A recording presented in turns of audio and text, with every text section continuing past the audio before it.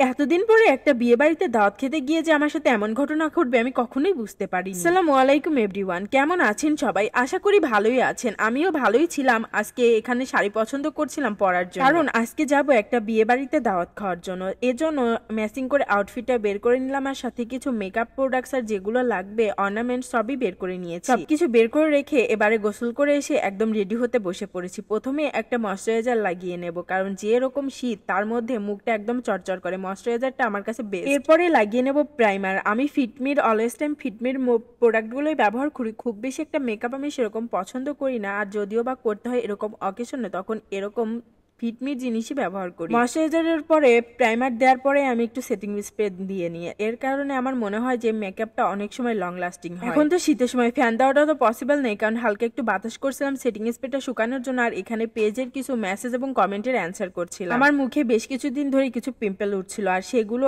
একদম দাগ স্পট বসে গিয়েছিল, তাই একটু কালার কারেক্টিং করে নিলাম। আর কালার কারেক্টিংটা করলাম আমি লিপস্টিক আর এই যে 3 in 1 যে কনসিলার প্যালেটটা আছে এখান থেকে দিয়ে আমি একটু করে নিলাম। আসলে ওই লিপস্টিক শেডটা একটু ডার্ক হলে ওটা দিয়ে কন্ট্রোল করে পারলে দারুণ হয়। আসলে মেকআপ সম্পর্কে আমার খুব বেশি ধারণা নেই। আমি ইউটিউব ফেসবুকে যারা বড় বড় মেকআপ আর্টিস্ট আছে তাদের ভিডিও যখন আমি দেখি তখন সেখান থেকে হালকা হালকা করে শিখেছি। আমি সবসময় তো মেকআপ করি না, যখন কোনো অকেশন থাকে বা খুব ভালো অনুষ্ঠান ফ্যামিলিগত থাকে তখনই আমার মেকআপটা করা হয়। এরপরে আমি কনসিলার দিয়ে নিলাম, যদিও বা কনসিলারের খুব বেশি দরকার হচ্ছিল না, তারপরেও একটু দিয়ে নিলাম, না হলে তো মেকআপটা ভালো হবে না।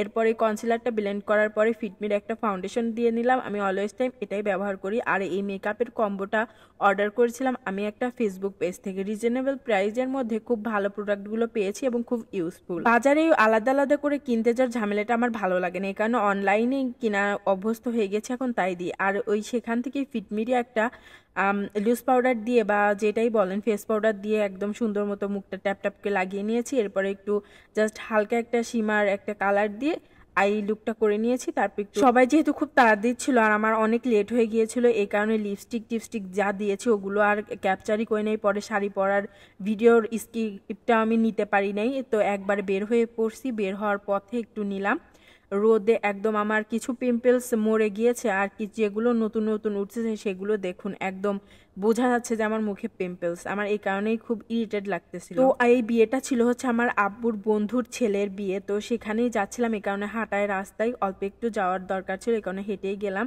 আর সেখানে যাওয়ার পরপরই কনে পক্ষর সবাই চলে আসছিল। বউয়ের সঙ্গে দেখা করলাম, বরের সঙ্গে দেখা করে আত্মীয় স্বজন যাওয়া ছিল তাদের সঙ্গে একটু কথাবার্তা বলে একদম খেতে বসে গিয়েছিলাম। আর খুব তাড়াতাড়ি করা হচ্ছিল যেহেতু, এই কারণে আর কোনো ক্লিপও আমার কাছে নাই। দাওয়াতে গিয়ে আমি একটা ক্লিপও আমি নিতে পারি নাই। এরপরে সোজা চলে আসছি বাসায়। আর দেখেনি এই শাড়ি পরে আমি তো ভাবছিলাম যে গরম আসে নাই, কিন্তু এত পরিমাণে গরমে ঘেমে গিয়েছিলাম, আমার ফেস দেখেই বুঝতে পারছেন মেকআপটাও অনেকটা উঠে গিয়েছিল। তো যাই হোক, সবার সঙ্গে কথাবার্তা বলতে বলতে আর কোনো ক্লিপ নেই। তো আজকের ভিডিওটা আপনাদের কাছে কেমন লাগলো অবশ্যই কমেন্ট করে জানাতে ভুলবেন না, আর শাড়িটা আপনাদের কাছে কেমন লাগলো অবশ্যই কমেন্টে জানাবেন। তো আজকের মতো এই পর্যন্ত, ভালো থাকবেন সবাই, আল্লাহ হাফেজ, টাটা।